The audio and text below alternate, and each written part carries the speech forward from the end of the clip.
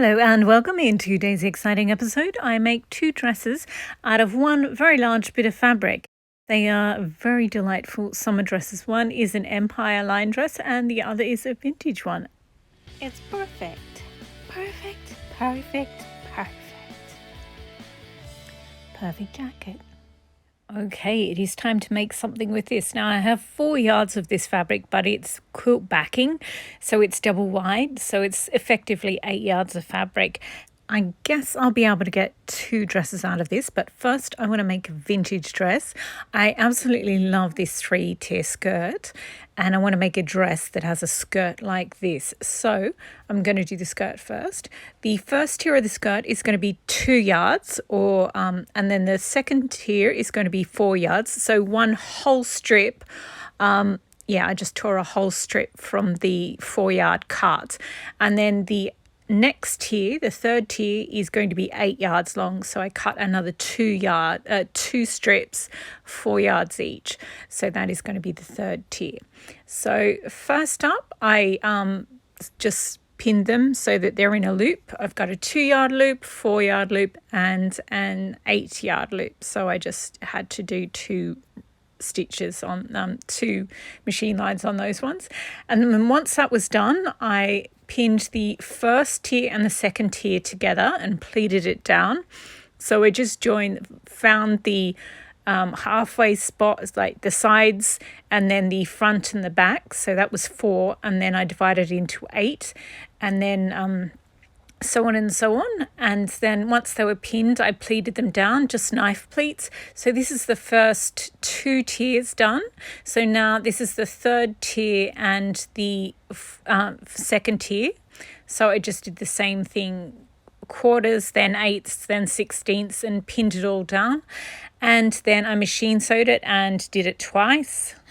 Because this is going to be a vintage dress, I wanted to do a cropped bodice. But now I'm wondering if this is long enough. I guess, I really do want to do the cropped bodice. So I think what I will do is I'll make the crop bodice and I'll attach them, and then if it's still too short, then I'll add like a little ruffle on the bottom, perhaps. But it should be just long enough. We'll see. Okay, here's the fabric. Time to cut out the bodice. Okay, it's another day, and I did end up going with the cropped bodice because it just makes everything look so much more vintage, and it makes the 1950s petticoats sit better as well. So I've cut out 2 fronts, 2 backs out of the same fabric, so the lining is going to look the same as the outer. First step is to sew the shoulders together, then splay them open, so that's the outer bodice, and then I put the lining bodice over the top, and I'm going to pin them together and sew them together at the neckline. So I just match them up carefully and pin them together, and then I just sew them with the usual seam allowance. And once I sewed them together, I'm not sure why we had so much footage. Okay, so I sewed them together, and then I carefully went around and clipped the curves so that when I turn the whole thing out, it sits nicely. So the next step obviously is to turn it out, and then you can press it if you want, but I'm a lazy daisy, so I just left it like this and decided to do the next step, which is using the burrito method. I'm going to do the sleeves, the armholes. So, there's no sleeves, but the armholes. So you splay it open. So it's a little difficult to see because the lining of the bodice is the same as the outer bodice, but you splay it open and then on one side, and then you roll the whole of the bodice in the middle, and then you cover the whole rolled bit over. So you're just working on one shoulder strap, but you've got everything else rolled inside. You pin it, machine sew it, and then you clip down the seam allowance so that the shoulder strap sits properly. Then you clip the curve, and I mean, it only needs a little bit of a clip, but yeah. And then the next step is to pull it out. So you just sort of pull, this is the bottom of the bodice, and you just pull it through, and you just keep pulling it through until it's turned out, and ta-da, one shoulder strap is done. So now it is time to do the other side. So you just do the same thing, splay it open, so that you can see the lining and the outer of the shoulder strap on that side, all of it. And then you roll this close side over into the middle of it. And so there we go. So now you pull the lining over the top so that you've got the lining and the outer bodice, outer side of the shoulder strap together, and you pin those shoulder seams together so that they're perfectly matched.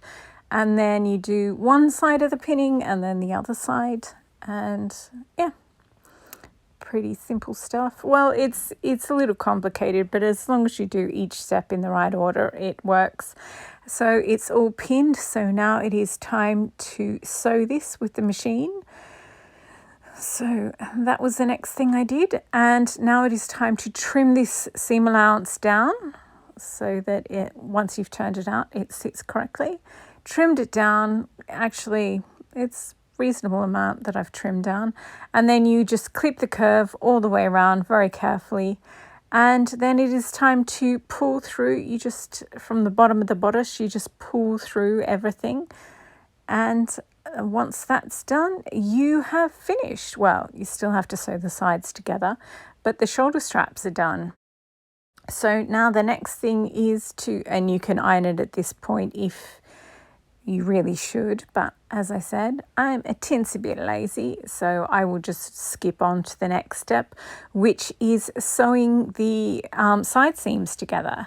So again, you've just got to make sure that you pin your underarm seam perfectly so that the lining and the outer bodice match up. Machine pin, machine sew, and then yeah, it's done. So now it is time to grab the skirt off the mannequin. I love this skirt so much. Oh my goodness.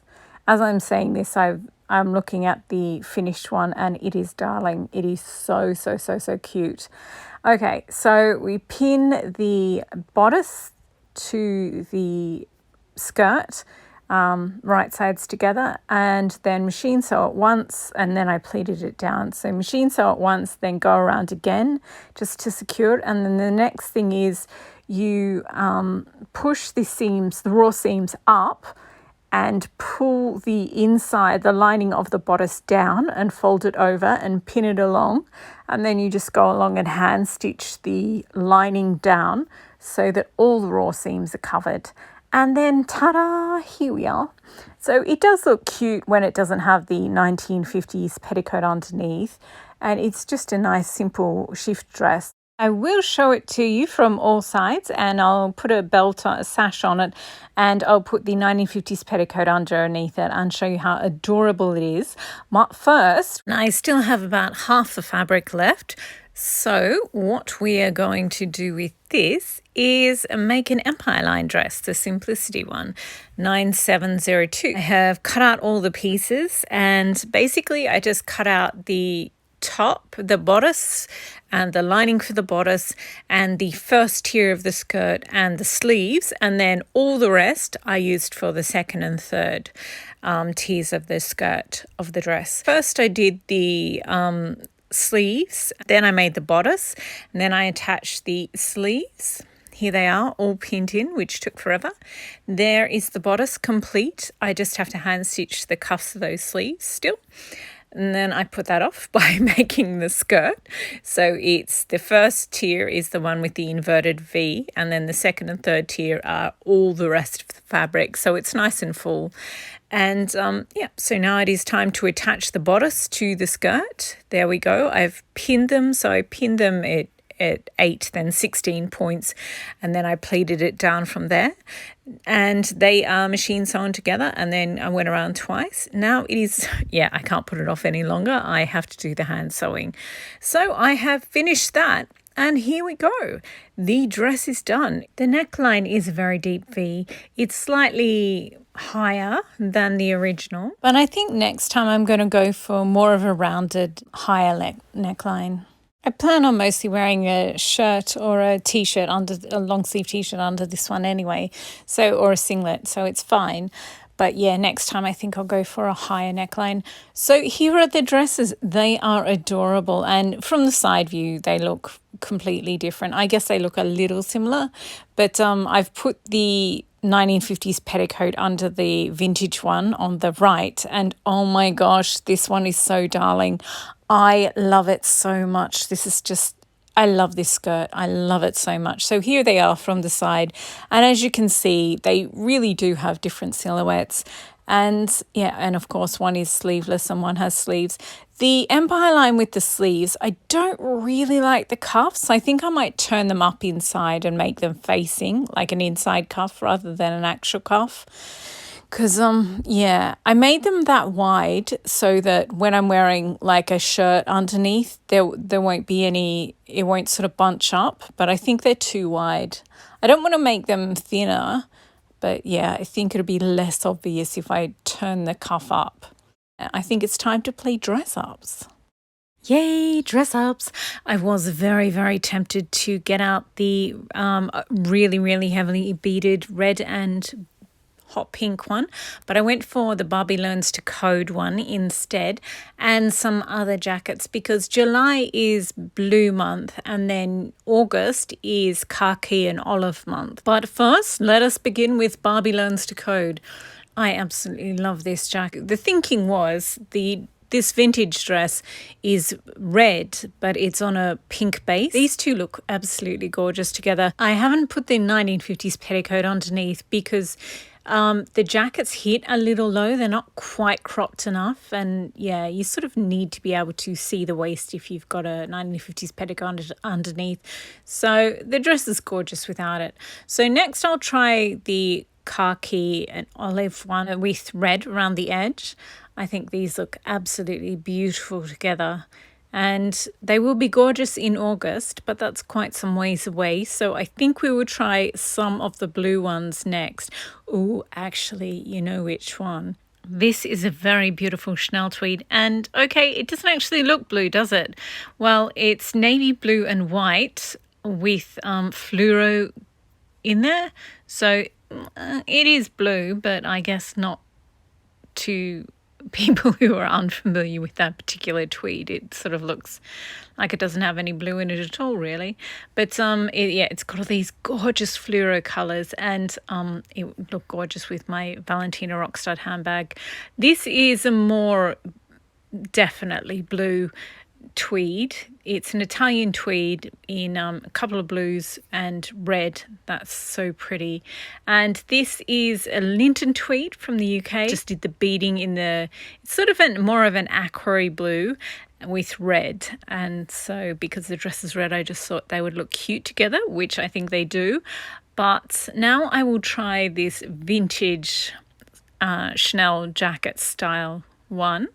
It's this particular tweed is from Linton tweed again, but I've got other tweeds that are like this that are from Spain. So yeah, and now I'm going to get out the Empire dress again, and I've put a shirt on the mannequin, and now I'm going to put the dress over it. I've got this fluffy jacket. This tweed is so weird. It's very bulky, but also delicate at the same time. I do like the shirt under this dress, but I do think it needs a tie, and then I just put a tie on this one as well. Once you've beaded a jacket, you can't really put a tie on it over the top because it's too fragile. But yeah, so I've got this sort of aqua, all different colours shirt, and then I've got this sort of teal and mustard and blacky blue print on the sash that matches a different dress, and I think they look quite good together. The sash sort of ties it more together, but ultimately I do think I prefer these two summer dresses just as dresses. I mean, for the rest of the year when it's not that hot, then I will wear other things, but yeah, I just prefer them as dresses. I do think that V is just way too deep, so this would look cute with that blue jacket on it, but I've finished trying on things. This one, yeah, I will pretty much always wear a t-shirt underneath it, but I do like it with the cuffs of the sleeves turned up inside. I do think that looks better, so I might just stitch those down, and it also helps the sleeve to sit out nicely. But the next time I make this, I will definitely make the V higher. I've sort of put some pins and I'm not sure if you can see, but because it's an Empire line and in the Regency they put Modesty fabric in there, just sort of tucked another bit of fabric in. So I had 2 ties in this green colour. I actually have more fabric in this colour. I might make a shirt in this green, and that way I can have the shirt underneath and the thin tie on the top. That would be very cute. Yes, I will do that. Anyway, thank you very much for watching. This is the end of the video. I'm so happy with these 2 dresses. They are adorable. I think with the vintage one, the skirt is 3 layers, 3 tiers, and it's 2 yards, 4 yards, then 8 yards. I think the next time I make this, I'll do 3 yards, 6 yards, 12 yards, so slightly more full. So it's got a slightly bigger 12 factor, and yeah, I think that would be absolutely adorable. And yeah, definitely more of a rounded neckline for the next Empire line dress that I make, but these 2 are absolutely adorable. I love them. So thank you very much again for watching. I hope you enjoyed. I hope you've been inspired to rifle through your fabric stash and make yourself some gorgeous dresses.